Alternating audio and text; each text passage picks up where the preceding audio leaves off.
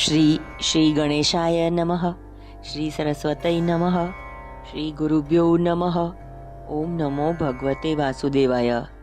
રામજી કહે છે કે હું બીજા સંબંધમાં માનતો નથી, મારે તો સબસે ઊંચી પ્રેમ સગાઈ. બે પડિયામાં શબરી બોર લાવ્યા. શબરી ચાખી ચાખીને બોર આપે છે.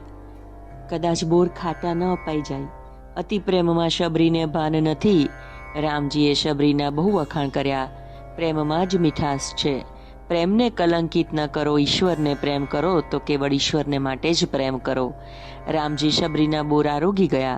મહાપુરુષોએ વર્ણન કર્યું છે, આ બોરના થળિયામાંથી દ્રોણાચલ પર્વત ઉપર સંજીવની વનસ્પતિ ઉત્પન્ન થઈ કે જેણે લક્ષ્મણજીને જીવતદાન આપ્યું. ખૂબ ભજન કરો, સાધુ સંતોમાં ખૂબ વિશ્વાસ રાખો. શબરીનું ચરિત્ર માનવ માત્ર માટે આશ્વાસનરૂપ છે. ભગવાન જરૂર મળે છે. શબરીને પૂછ્યું, તારી કોઈ ઈચ્છા છે? શબરીએ કહ્યું, પંપા સરોવરનું જળ બગડી ગયું છે, તે સુધારો. એક વખત એક ઋષિએ શબરીને લાત મારી હતી. ત્યારથી પંપા સરોવરનું જળ બગડેલું તે સુધારવા રામજીને વિનંતી કરતા રામજી કહે છે, તે જળને સુધારવાની મારી શક્તિ નથી. રામજીએ લોકોને કહ્યું, તમે શબરીનું ચરણ તીર્થ તેમાં પધરાવો. શબરીએ જળમાં સ્નાન કર્યું. સરોવરનું જળ અતિ મધુર બન્યું. રામે શબરીનો ઉદ્ધાર કર્યો. શબરીજી રામજીના દર્શન કરતા કરતા યોગાગ્નિમાં સમાયા. રઘુનાથજી ત્યાંથી આગળ ચાલ્યા. ઋષ્યમુખ પર્વત નજીક આવ્યા કે જ્યાં સુગ્રીવ રહે છે. ત્યાં પ્રથમ હનુમાનજીનું મિલન થાય છે. હનુમાનજીએ પૂછ્યું, આપ કોણ છો? ત્યારે રામજીએ ઓળખાણ આપી. હનુમાનજીએ સાષ્ટાંગ પ્રણામ કર્યા. સ્તુતિ કરી. સુગ્રીવ સાથે મૈત્રી હનુમાનજી દ્વારા થાય છે. જીવની ઈશ્વર સાથે મૈત્રી ન થાય ત્યાં સુધી જીવન સફળ થતું નથી, અને એ મૈત્રી હનુમાનજી વગર, બ્રહ્મચર્ય વગર થતી નથી. રામ નામ અમૃત કરતાં પણ શ્રેષ્ઠ છે. રામ નામ ભવરોગની દવા છે, પરંતુ સંયમ વગર એ દવા ફળતી નથી. રામ નામ તો સબ કહે, દશરથ કહે ન કોઈ. હનુમાનજી ભલામણ ન કરે ત્યાં સુધી રામચંદ્રજી અપનાવે નહીં. પરમાત્મા જીવ માત્રના સાચા મિત્ર છે.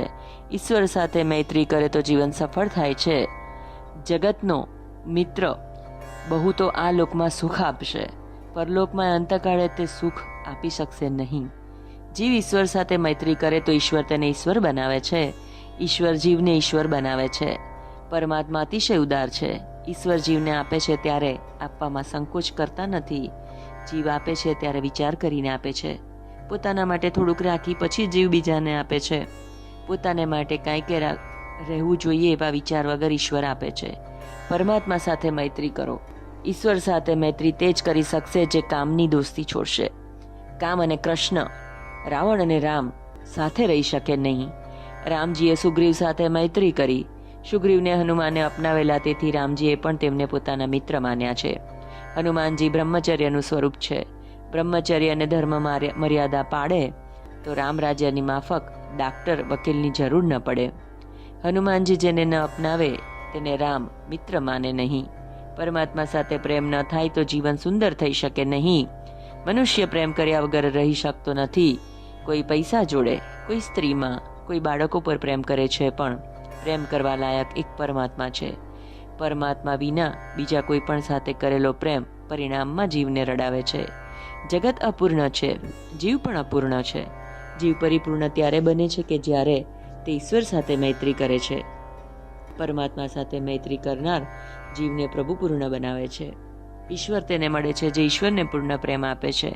ઈશ્વર સાથે પૂર્ણ પ્રેમ કરે છે તેને જ પ્રભુ પોતાનો માને છે. ઈશ્વર સાથે પ્રેમ કરવો હોય તો બીજા સાથેનો પ્રેમ છોડવો પડશે.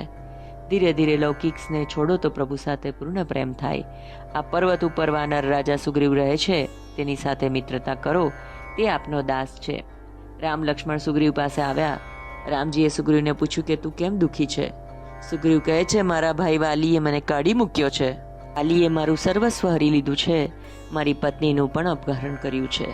મિત્રના દુઃખે દુઃખી થાય એ મિત્ર. વાલી સુગ્રીવનું યુદ્ધ થયું. રઘુનાથજીએ વૃક્ષ પાછળથી તીર માર્યું. વાલી બોલ્યો, અવગુણ કવન નાથ મોહી મારા. તમે તો ધર્મની રક્ષા કરવા માટે અવતાર ધારણ કર્યો છે. મેં કોઈ અપરાધ કર્યો નથી. હે નાથ, મારા કયા દોષથી તમે મારો વધ કર્યો છે? ધર્મના રક્ષણ માટે તમારો અવતાર છે. આપે આ ધર્મ કર્યો છે. રામચંદ્રજી બોલ્યા, તું તારા દોષનો વિચાર કરતો નથી અને મને ઠપકો આપે છે. ભાઈની પત્ની, બહેન, પુત્રની પત્ની અને કન્યા ચારે સમાન છે. ભાતૃપતિ પોતાની કન્યારૂપ હોવા છતાં તે તેના ઉપર કુભાવ રાખ્યો. ભાઈની સ્ત્રી ઉપર કુભાવ રાખનારો તું મહાપાપી છે. તારા જેવા પાપીનો ઉદ્ધાર કરવા તને માર્યો છે. સ્વદોષ દર્શન વગર ઈશ્વર દર્શન થશે નહીં. પરદોષ દર્શન પરમાત્માના દર્શનમાં વિઘ્ન કરે છે. જય શ્રી કૃષ્ણ.